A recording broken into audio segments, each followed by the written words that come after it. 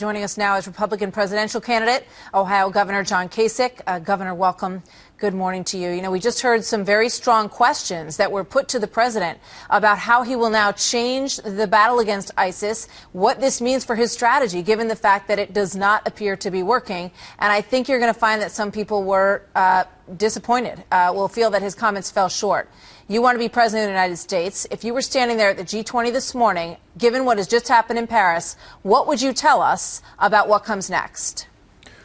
Well, Martha, first of all, I would have argued for implementing Article 5, which means that an attack on one is an attack on all of us, which would mean that we would all work, coordinate together to join the French in moving forward to destroy ISIS. Obviously, joint intelligence is absolutely critical in this circumstance, not just in regard to what's just happened, but the future.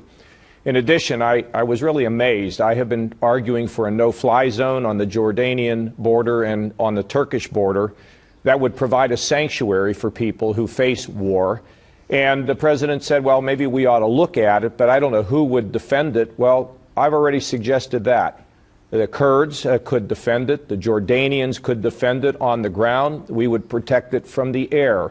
In addition to that, we need to arm the Kurds. They have been very effective working against ISIS, particularly in Iraq. We need to make sure we arm the Kurds, and we work with the Turks to make sure that the Kurds are strong, including in Syria, with the ability of us to launch airstrikes. I mean, there's so many things that we need to do, Martha, and form a coalition to go and destroy ISIS. That is immediate, and it is necessary. And finally, we have to win the battle of ideas. We have to let people know that savages like this are not represented, are not something that we can tolerate in this world. And there's so many different things that need to be done, and I'm disappointed the president, he hasn't done it. He hasn't suggested it. You know, Donald Trump said we should bomb the you-know-what out of him and that he would surveil mosques. That is language that, frankly, might resonate with some people at this moment, sir.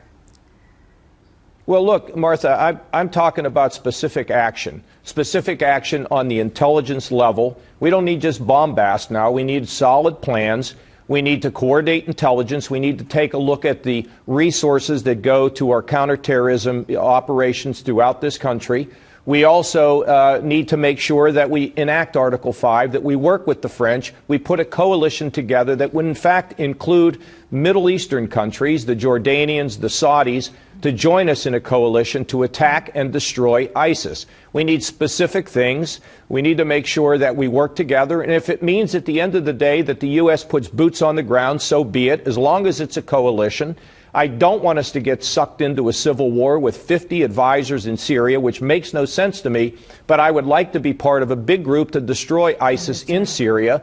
And, I mean, the list goes on and on, Martha. This is not about sound bites. This is about real policy. And you've got to understand the implications of all of this to be effective. We are in perilous times. And we thank you very much for being with us this morning, Governor. Governor John Kasich. Thank you, Martha.